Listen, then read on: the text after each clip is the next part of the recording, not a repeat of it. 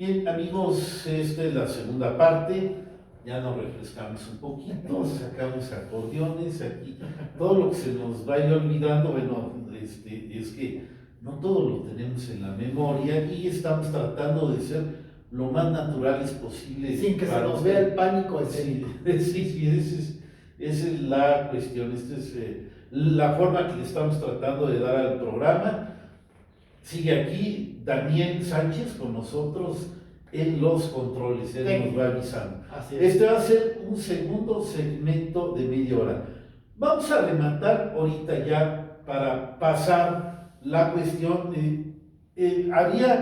Ustedes se aceptan por descontado que hubo un montón de noticias de que alguien muy parecido a Adolfo Hitler o el mismo Adolfo Hitler se estaba apareciendo en América del Sur, la Argentina, Paraguay, Brasil, o sea, algo muy complicado y un montón de agentes anduvieron tras de esa huella en su tiempo. Entonces, esto espero, ya nada más vamos a rematar diciendo quién fue, digamos, el investigador más importante que hemos encontrado en nuestra manera de estar tratando de conocer estos hechos. Muy bien. En los años 80, en la Feria del Libro de Bogotá, el nombre que en ese momento, en el bloque anterior no tenía en la mente, es de un periodista argentino de nombre Abel Basti. Ustedes pueden buscar en YouTube Abel Basti y Adolfo Hitler y van a ver la foto que en el segmento anterior comentábamos. Este hombre era un periodista que no le interesaba en lo más mínimo hablar de los nazis en la región sur del continente americano.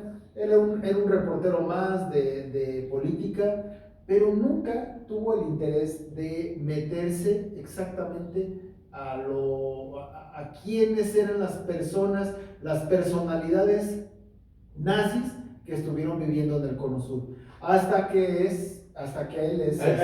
Yo recuerdo ahorita, él dice que en ese momento se pide la extradición de un capitán nazi que realmente no tenía un alto rango, pero había sido el principal traductor entre Alemania y el Vaticano, y con su santidad Pío XII era el traductor, o con Mussolini, en su defecto era el que acompañaba a Adolfo Hitler. Entonces era un personaje importante y estaban pidiendo su extradición a Italia.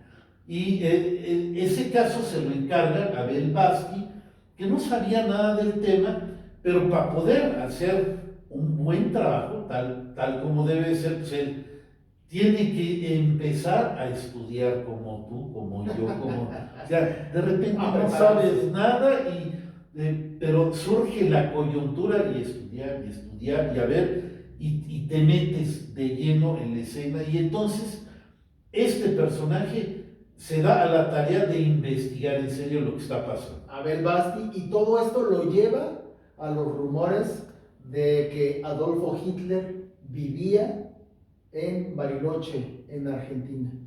Entonces, él Raúl llega hasta él y se toma fotos con él, por lo menos hay una foto con él.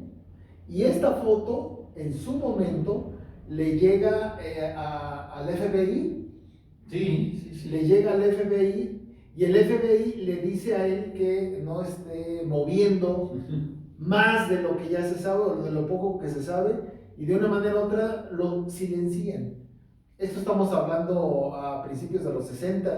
Él muestra su libro en los 80 en una feria en Bogotá, y entonces esto hace que todavía más la gente suponga que Hitler no murió en Berlín el famoso lunes 30 de abril de 1945. Sí, e incluso nos da la muerte dice que la muerte real de Hitler es en 1971 y la de Ebrard Braun es como en 1986, de lo que nos informa, y que Hitler al final de cuentas muere en Paraguay, pero se mueve cuando le dan golpe de Estado a Juan Domingo Perón, se tiene que mover a Paraguay. Sí, es correcto. Luego va a una especie de como meeting nazi así, pero más nostálgico que real, y entonces se interna en Brasil porque hay unas investigaciones que lo siguen en Brasil y se mueve a Paraguay, donde a final de cuentas en 1971, según Abel Basti, termina sus días. Y hasta aquí llegamos con las teorías. Con las teorías de que Hitler no muere en su búnker. Vamos ahora sí al trabajo efectivo. ¿Es esto posible? Entonces, aquí hemos hecho nuestro trabajo, nuestra tarea de investigación, sobre todo Gerardo. Vamos a regresar la cámara del tiempo, la máquina del tiempo, a abril, a los últimos días de abril de 1945, para ahora como detectives vamos a acercarnos a ver se escapó o no se escapó, o con quién pudo haber escapado, y cómo es que supuestamente pasó esto. Muy bien, bueno, pues Hitler, todos sabemos que fue un político, fue más que un estadista, fue un pues militar que llevó a la quiebra a toda Europa, lo sometió. Adolfo Hitler fue un hombre que llegó a conquistar poco más de 8,000 metros cuadrados y los últimos días de su vida los pasó en un lugar de 35 metros cuadrados. Entonces, sí es ahí, ¿no? Los últimos días de Hitler, a ver si Daniel nos puede apoyar un poquito para acercarse en lo que nosotros platicamos aquí. Estamos viendo el búnker de Hitler. Este búnker se hace en 2 etapas. El primero es construido por ahí como del 42, 43, que estaba a 6 metros bajo tierra, ¿sale? Que tenía unas estructuras en el techo de hormigón de aproximadamente 2 o 2.5 metros de espesor. Para 1944, Albert Speer, quien era, como ya lo comentamos anteriormente, era el arquitecto de Hitler, hace una ampliación más al búnker, le da unos metros aún más abajo y el espesor del techo aún lo hace todavía más espeso, más ancho. Le da 3 metros de anchura. Tú que eres ingeniero debes saber. Es una bestialidad, es como murallas de las ciudades antiguas, Constantinopla, o sea, tenían este espesor y estaban, ¿qué? 8 metros bajo tierra. 9 metros bajo tierra. 9 metros bajo tierra. El búnker estaba arriba de lo que era la Cancillería de Hitler, pues, en Berlín. En esta parte es por donde él entraba y la parte trasera es el patio de la Cancillería, donde él llegó a salir unas 3, 4 veces. Es en esta parte donde a Hitler pues no sé si decir la palabra incinerar, porque cuando hablamos de incinerar actualmente, es que lo meten a una cámara, sí. Lo meten a una cámara y después se tritura. Y lo que se sabe que entregan a los deudos son las cenizas, pero una vez que se tritura, ¿sale? Aquí no se tritura el cuerpo.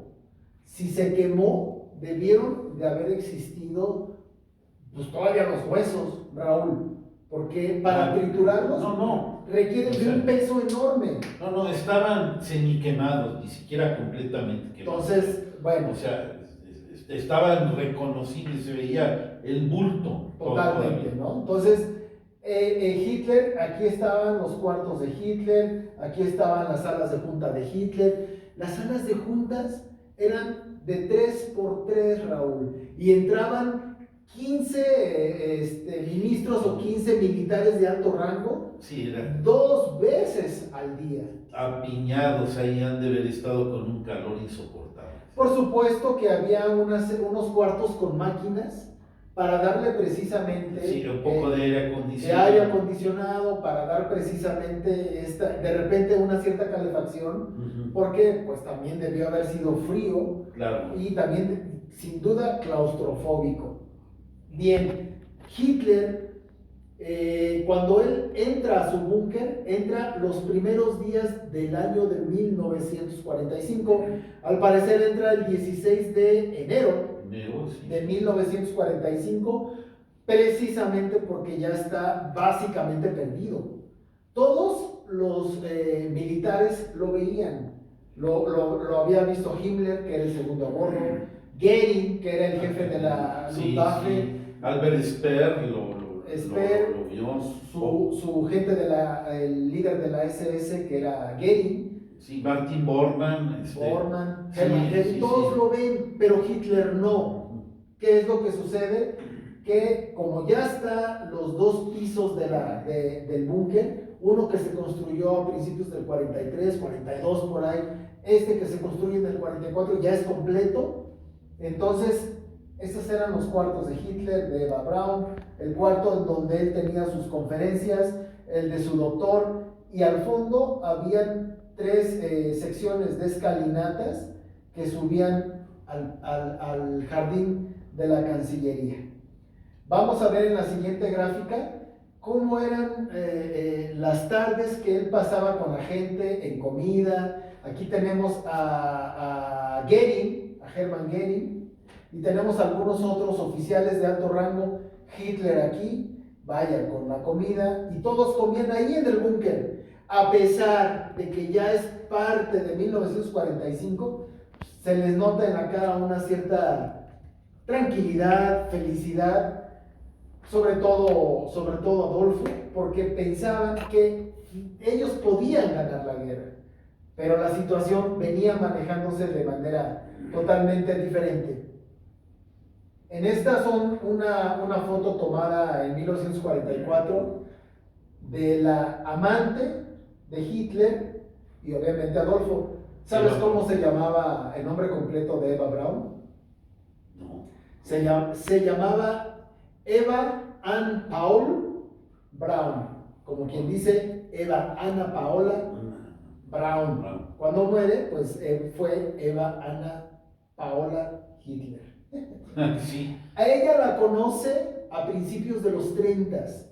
Se llevaban una edad grande. Mientras Hitler nace en 1889, Eva Braun nace en 1912.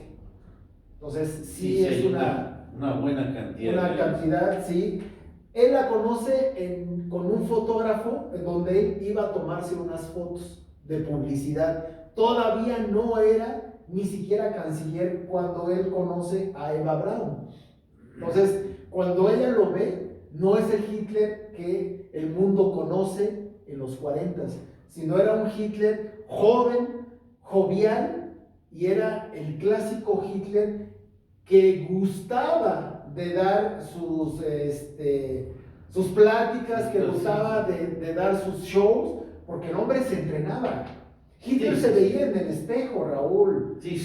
Y él hacía sus movimientos como si fueran calistenias, sí. Pero era la manera en la que él hablaba, no nada más con la voz, sino con las manos, la interpretación que le daba y la fonética era increíble. Era la manera como de hipnotizar al pueblo. Eso le funcionó a las mil maravillas. Desplegaba tal energía y tal convicción y tal energía en sus gestos, en sus movimientos y todo, que era hipnótico. Esto le valió un gran porcentaje realmente de cómo, digamos, la Alemania se va enamorando de este personaje. No, bueno, déjenme comentar, quiero aprovechar aquí para hablar de que el hombre, se decía que él era vegetariano. El hombre odiaba el tabaco y tampoco tomaba. Si tomaba el vino, pero el hombre no tomaba licor, no tomaba brandy, ni whisky, ni nada. El hombre era sobrio. A él le gustaba el arte. Tan es así que antes, mucho antes de que viniera la Primera Guerra Mundial, intentó entrar a la Escuela de Arte en la capital de Austria, Viena, pero es rechazado 2 veces, porque en ese entonces, mientras él era un pintor acuarelista. Amigos, ustedes entren a YouTube. ¿Has visto las pinturas que hizo él? Sí, cómo no, claro que sí. Entren en YouTube y vean las pinturas de Adolfo. Claro, el hombre era acuarelista. Para estar hablando en la época de 1908, 1910, estaba el impresionismo. Exacto, sí. Estaba también algo muy opuesto a lo impresionismo, que era el cubismo, Sí, ¿no? sí, sí. Y él odiaba precisamente todas estas situaciones. Sí. Por eso no lo dejan estudiar arte, pero él conoce el arte en la forma de dar su prosa, en la forma de dar sus conferencias, en la forma de hablar. Y entonces él va con el fotógrafo a que le tomen unas fotos para su propaganda, y las fotos las pueden ver ustedes. Y ahí es cuando conoce a la señorita Braun, porque ella era ayudante del fotógrafo. Tenemos a esta persona que se le conoce como Traud Jung, o bien Gertrude Jung es el nombre de ella. Esto es muy importante en lo que vamos a hablar el día de hoy, porque esta chica nace en Baviera, en el año de 1920, y ella estudia mecanografía. En el año de 1943, Hitler busca una secretaria personal y hacen le hacen la prueba a 5 chicas. Sí. Le hacen la prueba a 5 chicas, Sí. y ella es la que pasa el dictado y la ortografía y la máquina por un simple hecho, porque ella era de Baviera y a Hitler le encantaban esos lugares. Sí. Y tuvo una cierta afinidad, y Gertrude Jung es la que sale en la película, ¿no? La caída de Berlín, la que está narrando los hechos desde su perspectiva. Exactamente. Me quitaste las palabras de la boca. Hay una muy buena película que la pueden ver incluso en YouTube. En YouTube está, se llama La Caída. El casting es sensacional. El casting de Hitler es sensacional. El tipo un poco más grande del verdadero Hitler. Sí, bueno, porque Hitler tenía 50 Se pasaron a vegetándolo, no estaba tan bien. Pero al final, los últimos días, ya pues la caída, bueno, no sé si le dio, O sea, se chocheó todo. Sí, se chocheó muy gacho. Pero ella fue la secretaria personal de Hitler. Tan es así que ella le toma el testamento político a Hitler, el testamento familiar a Hitler. Ella se hace amiga íntima de Eva Braun. Tan es así que le regala un abrigo de mink, porque un día antes de que se casaran, ya días antes incluso, les habían dicho a las chicas, habían más, no nada más era la única, pero ella era la secretaria personal de él, de que ya se fueran. Pero ellas no sabían ni qué hacer, Raúl. Ella había nacido en el 20, estamos hablando que es 1945. Sí. Tenía 25 años. Sí, estaba totalmente inexperta. Estaba en la cabeza, en la elite de los militares nazis, pero ella realmente no sabía lo que estaba sucediendo afuera. No captaba mucho. No, bueno, no captaba. Vamos dándole que aunque no creas, ya nos quedan 10 minutos y Gerardo nos va a corretear. Bien. Y luego no nos va a dar tiempo. Déjenme decirles que en el año de 1945, el abogado de la Marina llamado Michael Guzmano, él es uno de los jueces de Nuremberg, y él, como lo habíamos comentado, el cuerpo de Hitler no se había encontrado, o estaba vivo o estaba muerto. Los rusos decían que no tenían el cuerpo, y en teoría los americanos tampoco lo habían encontrado. Michael Guzmano se da la tarea durante 2 años, de 1946 a 1948, de interrogar a los testigos más próximos con vida de Hitler, como fue ella, como fue la escolta que tenía Hitler. como fue otro de los muchachos de las juventudes hitlerianas que estuvieron y subieron el cuerpo para quemarlo, para incinerarlo y para descubrir si Hitler había muerto o no. Se dio a conocer su trabajo en filmaciones al Pentágono, obviamente a la élite americana de los estadounidenses, del presidente, pero no llegan a la conclusión de si Hitler quedó en la Argentina o si Hitler realmente murió, aunque ella, que es base, ella asegura que el cuerpo de Hitler fue muerto, por lo que en un momento más vamos a continuar. Así ¿Sí? es. Entonces, valioso testimonio, sin lugar a dudas, de mucho peso. sí, habíamos dicho que Hitler cumplía años el 20 de abril, pero antes del 20 de abril, cuando él cumple años, una semana antes, estamos hablando del 14, del 12, Hitler admiraba en demasía a Federico II, como asimismo al compositor Wagner. Sí, sí. Los admiraba, él tenía la música de Wagner en el búnker y tenía el cuadro de Federico II. Y él recuerda que Federico II, según nos cuenta la historia, que Alemania estuvo a punto de ser invadida por los rusos. Sí. Pero la zarina muere casi cuando estaban llegando a Berlín.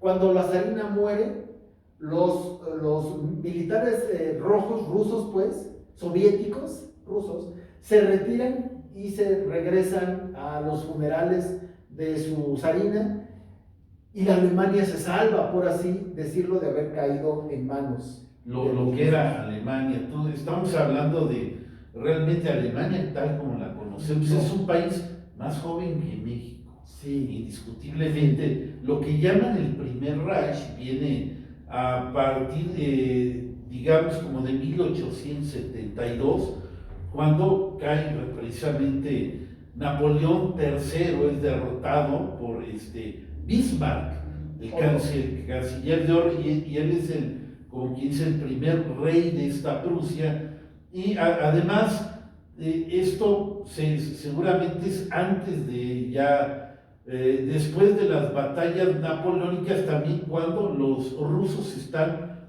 haciendo un imperio, cuando todos están emparentados de alguna manera, ¿sí? Y entonces, más o menos de estos tiempos viene la cuestión de Federico II. Entonces Hitler se sienta y contempla el cuadro de Federico II y dice él: apóyame, es el santo al que se le hinca, al que le pide el milagro. ¿Y qué crees, Raúl? El milagro sucede el 12 de abril de 1945. ¿Cuál es el milagro del que estamos hablando? La muerte del presidente de Roosevelt. Exactamente, la muerte del presidente Franklin Delano Roosevelt, que muere el 12 de abril. A lo que Hitler se llena de gozo. Pues sí, piensa que la guerra para él se le viene a su favor, que va a derrotar de manera fácil a los americanos. No, hombre, los rusos ya son cosas del pasado.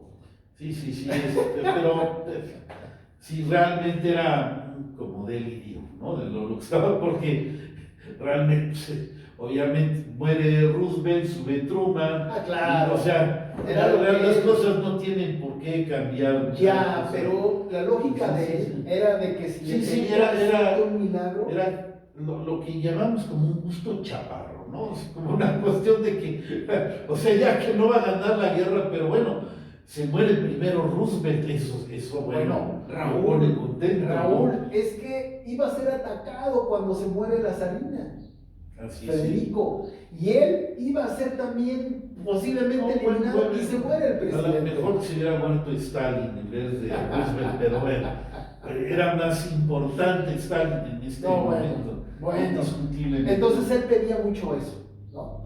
Apurémonos. Él pedía exactamente ese favor.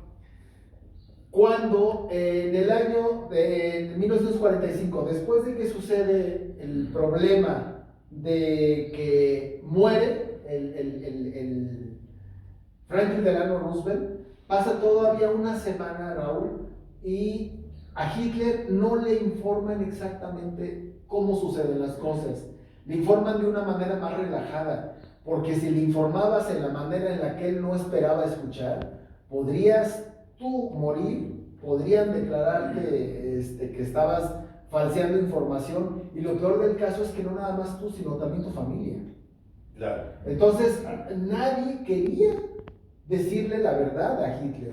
Mientras Hitler se sentaba en su búnker, en su sala de juntas, y les explicaba qué es lo que tenía que hacer cada cual, los generales nada más se veían entre ellos y veían mucho a Goebbels. Y Goebbels pues se quedaba estoico, no decía nada. Y Hitler no podía hacer otra cosa. Entonces, un día del el día del 28, 27 de abril, él pide que un par de generales hicieran una pinza, que se juntaran por ambos costados para no dejar entrar al ejército ruso y lo despejaran. Sí, me parece que es el general Beck, que estaba en el frente occidental y llega a algún acuerdo con Inglaterra y Estados Unidos, que realmente se da cuenta que no van, los ingleses y los americanos no van a tomar Berlín. Entonces esas tropas que tenía Beck se van a ayudar, son como de refresco para ya la cansadísima y prácticamente derrotada tropa alemana que está resistiendo desesperadamente a los rusos. Ya habían pasado el último de los ríos, ya estaban sitiando prácticamente Berlín, y vienen un par de días más o menos buenos, puesto que esas tropas de refresco logran empujar algunos kilómetros a los rusos para respirar un poquito, pero realmente fue una ilusión. Y fue un hecho de sorpresa que simple y sencillamente los soviéticos no esperaban que llegaran estas tropas de refresco y se descomponen tantito, pero al menos crean la ilusión de que van a poder repeler, y son de los hechos que ponen un rato a gusto a Hitler. Pero esto no dura más que un día y medio. No dura ni 24 horas. Cuando de repente vuelven a regresar a las posiciones originales donde estaban sitiando Berlín. Hitler se entera de que no fue apoyado Wendt y que no se hace lo que él mandaba. Queridos amigos, ¿cuántos de nosotros no nos ha llegado vía WhatsApp o en Facebook la famosa escena en donde Hitler está con sus generales y ya le ponen que perdió a la América, que ganó las Chivas, que el COVID? Esa escena, que pega un manotazo y se salen algunos generales y otros se quedan. Esa es la escena que corresponde cuando él le informan y les dicen que se quede el general tal, que son 4 y los demás se van. Y entonces él explota y dice: ¿cómo es posible que no hayan hecho lo que les pedí? No era nada difícil. Los regaña y los dice. Pero ¿sabes qué, Raúl? Él se da cuenta de que ya no hay nada que hacer. Sí. Porque ellos ya... Sí, ya estaba toda la acción desmoralizada. Y Gerardo, el tiempo se nos ha terminado. Queda un minuto. Permíteme decirte que cuando él se da cuenta de que ya no hay nada que hacer, es en ese momento cuando él empieza a hablar de que me voy a suicidar. Y sucede esto. Se va Hitler con su PPTK al cuadro de Federico el Grande y con la pistola en la boca se quiere dar un tiro. Goebbels llega y le dice: no, si tú te mueres todo se va a ir al garete. Sí. Necesitamos de tu fuerza, necesitamos de tu esfinge, necesitamos de ti, de tus palabras.